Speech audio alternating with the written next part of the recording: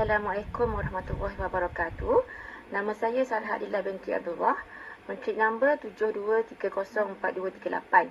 Hari ini saya akan membentangkan satu masalah utama dalam pembelajaran, dalam pengajaran dan pembelajaran sains awal kanak-kanak.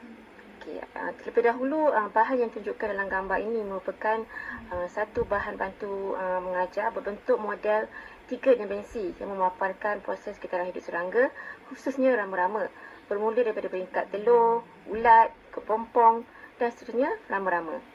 Berdasarkan konteks pengajaran dan pembelajaran sains awal kanak-kanak, masalah utama yang dikenal pasti ialah kanak-kanak sukar memahami konsep sains yang bersifat abstrak dan berperingkat, khususnya proses perubahan ataupun kitaran hidup makhluk hidup. Sekiranya pengajaran hanya bergantung kepada penerangan lisan, gambar 2 dimensi ataupun lembaran kerja semata-mata. Dalam pengembangan sains awal, kanak-kanak berada dalam tahap pengembangan pra-apasi, di mana mereka lebih mudah memahami sesuatu konsep melalui pengalaman konkret, pemerhatian langsung dan pengajaran secara visual serta manipulatif. Namun begitu, dalam amalan PDP, masih terdapat situasi di mana guru menyampaikan konsep sains itu secara terlalu abstrak, menyebabkan kanak-kanak keliru, cepat hilang fokus dan sukar mengerti urusan proses yang dipelajari. Hal ini menjadi cabaran utama dalam pengajaran topik seperti kitaran hidup haiwan kerana kanak-kanak tidak dapat melihat perubahan tersebut secara langsung dalam jangka masa yang singkat. Sehubungan dengan itu, bahan pelajaran yang ditunjukkan dalam gambar ini merupakan inisiatif pembelajaran untuk mengatasi masalah tersebut.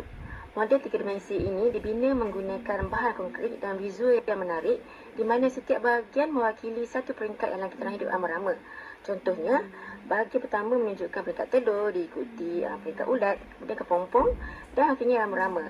Setiap peringkat dilabel dengan jelas menggunakan perkataan yang mudah difahami oleh kanak-kanak. Melalui penggunaan bahan ini, kanak-kanak dapat melihat, menyentuh dan memerhati sendiri setiap peringkat kitaran hidup secara berturutan. Pembelajaran tidak lagi berlaku secara pasif, sebaliknya menjadi pembelajaran aktif yang melibatkan diri penglihatan dan sentuhan. Kanak-kanak boleh memusingkan model, menunjukkan kepada setiap peringkat serta menyebut nama dan turutan proses dengan bimbingan guru. Keadaan ini membantu kanak-kanak memahami konsep perubahan secara konkret dan bermakna. Selain itu, bahan ini juga mampu meningkatkan tumpuan dan minat kanak-kanak terhadap pelajaran sains awal. Elemen visual seperti warna, bentuk serangga, struktur pelajaran secara semula jadi menjadikan pelajaran lebih menyeronokkan. Kanak-kanak lebih terlibat secara emosi dan kognitif, sekaligus mengurangkan masalah bosan dan kurang fokus yang sering terjadi dalam PDP sains awal. Dari sudut perkembangan kognitif, bahan ini membantu kanak-kanak memahami konsep sebab dan akibat serta urutan masa. Kanak-kanak belajar bahawa rama-rama tidak muncul secara tiba-tiba, sebaliknya melalui beberapa proses perkembangan. Dari segi bahasa pula, kanak-kanak dapat memperkayakan pembendaraan kata seperti telur, ulat, kepompong dan rama-rama melalui aktiviti penerokaan dan perbincangan dengan guru. Secara tidak langsung, bahan ini juga menyokong perkembangan sosial emosi dan gambaran sosial kanak-kanak. Aktiviti penerokaan model boleh dijalankan secara berkumpulan di mana kanak-kanak belajar untuk bekerjasama, berkongsi bahan dan menunggu giliran. Kejayaan memahami dan menyebut kitaran hidup dengan betul turut meningkatkan keyakinan diri kanak-kanak.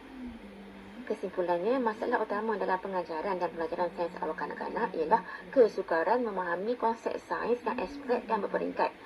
Bahan pembelajaran yang ditunjukkan dalam gambar ini merupakan satu inisiatif yang sangat berkesan untuk mengatasi masalah tersebut kerana ia mengekalkan konsep abstrak kepada pengalaman yang konkret, visual dan interaktif.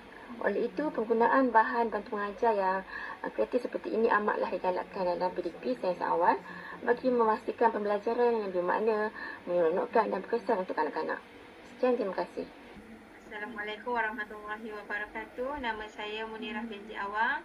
Grup kami melaksanakan ABM, iaitu ABM Kitaran Hidup Rama-Rama.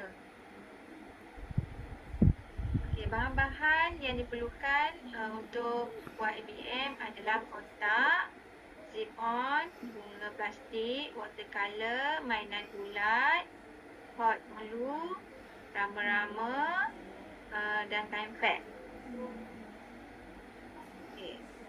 Ini adalah bahan-bahan yang kita perlukan untuk laksanakan ABM yang menarik. Kerana bahan-bahan ini kita gunakan daripada bahan-bahan kita semula. Contohnya adalah kotak. Okey, kotak tersebut kita potong dan bahagikan kepada 4 bahagian.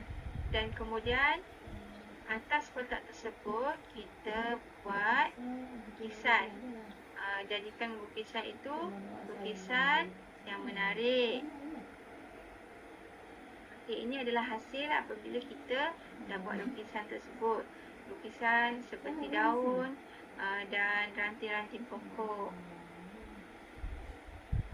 Okey, ini kita dah cantumkan kepada 4 bahagian sebelum kita laksanakan ABM tersebut. Okey, ini adalah hasil setelah cantuman beberapa kotak menjadi satu dan kita hiaskan ABM dengan beberapa aksesori yang menarik. Aksesori yang menarik perhatian kanak-kanak. ABM Kitaran Hidup Rama-Rama ni kita hands on kan. Kanak-kanak boleh sentuh dan cabut apabila kita adakan sesi pengajaran dan pembelajaran. Okey. Kepentingan ABM adalah untuk kita memberi manfaat kepada kanak-kanak supaya mereka lebih mengetahui apa itu kitaran hidup rama-rama. Okey, seterusnya kita akan berikan kepada sahabat saya yang seterusnya.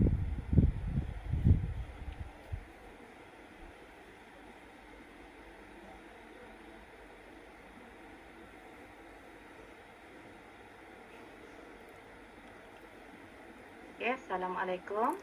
Saya Nurul Huda binti Ismail. Saya akan membentangkan kepentingan ABM. Okey, pertama kepentingan ABM kepada kanak-kanak. Okey, pertama meningkatkan kefahaman kanak-kanak. Kedua, merangsang minat mereka untuk belajar. Ketiga, menggalakkan pembelajaran aktif. Keempat, merangsang deria penglihatan, pendengaran dan sentuhan. Kelima, dapat meningkatkan minat dan motivasi. Keenam, mengelakkan rasa bosan. Dan ketujuh, dapat memperkukuhkan ingatan kanak-kanak. Okey. Kedua, untuk kepentingan ABM kepada guru. Okey, mempelbagaikan kaedah pengajaran, menjadikan sesi PDP lebih interaktif, meningkatkan keyakinan guru ketika sesi PDP. Sisi PDP lebih cepat dan efisien. Kelima, menjadikan pengajaran lebih sistematik. Okey, seterusnya.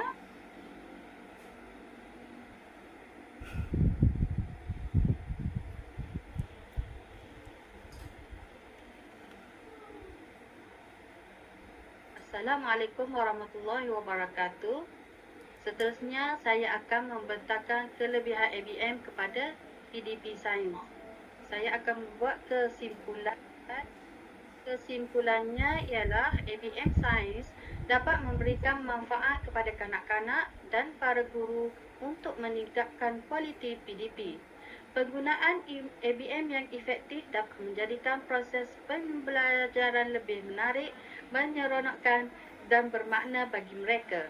Marilah kita sama-sama meneroka dalam penggunaan ABM untuk mencipta generasi yang lebih cemerlang dan berdaya saing.